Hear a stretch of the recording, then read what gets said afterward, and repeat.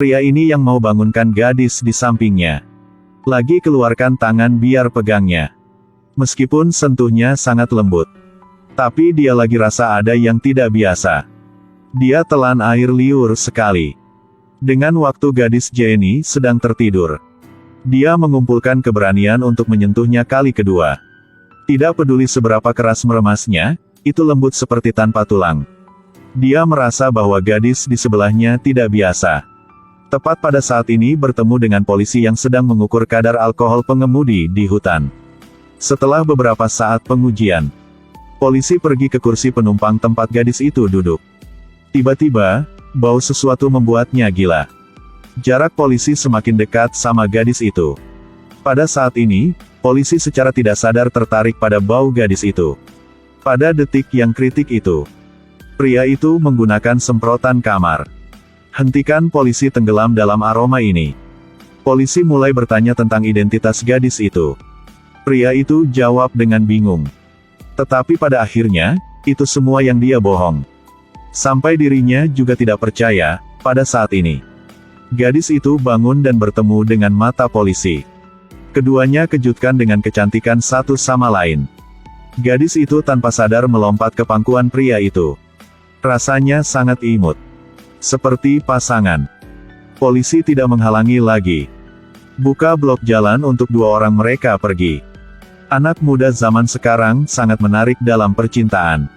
Polisi di belakang mulai tertawa, pria itu membawa gadis itu ke taman bermain. Lihat gadis yang naif itu sedang menggoyangkan pahanya. Pria itu dalam posisi yang sulit. Dia tidak mengerti apa yang dikatakan. Pria itu harus menyeret gadis itu ke bawah. Tapi gadis itu terus memeluk ayam emas dan menolak untuk melepaskannya. Buat pria itu jadi sangat pusing. Siapa lagi bisa banyak pikir dengan gadis ini sih? Dia lagi ambil ayam kuning ke pasar biar ancamkan semua orang. Kemana lagi pamer di sana? Menyaksikan tukang daging membunuh ayam, gadis itu takut berteriak. Tapi lagi tidak bisa jelaskan alasannya. Tidak peduli bagaimanapun, juga tidak bisa membiarkan dia memakai kemeja longgar dan berlari kemana-mana. Adik pria itu membawanya untuk membeli pakaian. Tapi selera fashion gadis itu membuat orang menggelengkan kepala. Tindakan ini membuat pria itu takut mati. Kita itu gadis, tidak bisa bertindak keras di umum seperti ini. Kemudian di bawah pengaturan pria itu, gadis itu berubah menjadi Hodi yang serius. Tapi begitu dia keluar, lagi bangkitkan rasa ingin tahunya tentang kincir Ria. Persusahkan pria ini sih. Letakkan dia di dua kincir Ria. Hati ingin lepas keluar. Dua orang duduk di atas kincir Ria mengambang di udara. Tiba-tiba melihat seorang pria gemuk hadir di bawah dan dengan panik berteriak. Setelah pastikan, pria gemuk ini menargetkan gadis itu sendiri baru ke sini. Dua orang dalam sangkar besi takut menjadi hijau, berayun kembali normal dan kembali ke tanah. Gadis itu dan pria gemuk saling tatap. Mata langsung berubah menjadi hijau. Karena dia tahu dirinya lagi kena bencana. Gadis itu yang tertipu oleh pacarnya dan sedang hamil 8 bulan lalu lompat ke sungai. Janin dalam kandungan tahu bahwa dia tidak dilahirkan tetapi harus mati. Jadi mulai menendang perut ibunya tanpa henti. Gadis itu rasa janin sedang berjuang. Dia menyadari bahwa anak itu tidak bersalah dan pacarnya tidak berhak menentukan nasib mereka berdua. Jadi telah ubah nasibnya. Setelah berenang keluar dari air, hujan keras lagi datang. Dia mempertaruhkan nyawanya untuk berenang ke tepi. Naik dengan perut besar. Berjalan sendirian di alam liar. Sayangnya dia banyak berdarah. Dapat melahirkan prematur kapan saja. Tidak tahu berapa lama dia pergi. Kekuatan fisiknya habis. Sepenuhnya mengandalkan iman untuk mendukung. Terakhir sebelum jatuh, satu mobil mewah maju, satu pria misterius datang dan selamatkan Mina.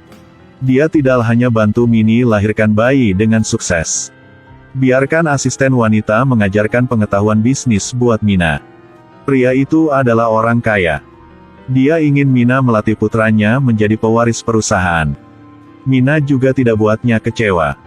Rajin belajar sambil mengasuh anak. Pria kaya itu antar Mina ke rapat besar dan kecil. pergi menemui pelanggan penting. Tapi tiba-tiba suatu hari kecelakaan terjadi. Pria kaya diburu oleh musuh. Mobil menabrak lampu jalan. Mina di kursi penumpang terpotong wajahnya oleh kaca, menghancurkan wajahnya seketika. Pria kaya juga luka parah, harus keluar dari dunia bisnis. Mina karena mau balas syukur pria kaya. Setelah operasi plastik, dia mengubah penampilan dan identitasnya. Pergi ke perusahaan musuh dan jadi CEO. Tidak ada yang tahu identitas aslinya. Mina tidak hanya mengandalkan kemampuan bisnisnya yang luar biasa untuk mendapatkan kepercayaan dari musuhnya. Juga membuat musuh jatuh cinta dengan penampilannya yang cantik. Mereka berdua akan menikah dalam sebulan. Kehadiran seorang pria mengganggu rencana awal Mina. Dia adalah mantan suami Mina. Meskipun tidak langsung mengenali satu sama lain, dia melewati pinggang Mina dan kakinya, mengidentifikasi Mina sebagai istrinya yang sudah meninggal selama bertahun-tahun. Anak itu adalah anaknya sendiri. Di bawah tekanan Taskin, Mini harus bilang semua. Akui bahwa dia adalah mantan istrinya. Dia bilang dirinya melakukan begitu hanya karena dia enggan. Tapi Mina yang hanya bilang setengah kejujuran saja. Dia tidak pernah mengatakan bahwa musuhnya adalah presiden perusahaan. Karena mantan suami bukan hanya bawahan presiden, juga pacar putri presiden. Mantan suami senang memeluk anaknya, tapi mereka masih belum bisa menerima satu sama lain. Sebenarnya anak laki-laki itu bukan anak kandungnya. Mina menggelengkan kepalanya pada ibunya. Kasih sinyal untuk tidak mengatakan yang sebenarnya. Adegan mereka berdua baru saja bertemu di tepi sungai dilihat oleh presiden dan putrinya. Pikir mereka hanya di sini berbicara tentang pekerjaan. Presiden tidak terlalu peduli, tetapi putrinya cemburu. Marah pada Taskin. Taskin akui dengan Mary bahwa dia dan Mina telah saling kenal dari dulu. Tapi tidak lagi saling menghubungi. Baru saja bertemu secara kebetulan di perusahaan. Setelah menjelaskan, dia memeluk Mary, ciumnya dan Mary juga tidak marah lagi. Dalam 2 minggu lagi mereka akan menikah. Presiden menyewa sebuah pulau untuk mengambil foto pernikahan dengan Mina. Taskin dan Mary juga datang ke pulau untuk santai. Meskipun presiden dan mantan istrinya belum resmi menikah. Tapi Taskin juga punya satu kesedihan yang tidak bisa jelaskan. Dia masih tidak ngerti kenapa Mina lagi lompat ke sungai pada masa lalu. Ketua berfoto bersama Mina di pantai. Taskin dan Mary sedang main sama bocah itu. Mini lihat yang ini, dalam hati lagi punya rasa yang kacau.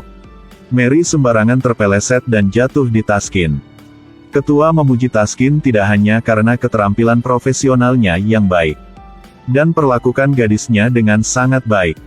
Dia berencana untuk menikahi putrinya dengan Taskin. Biarkan Taskin menjadi menantu laki-lakinya.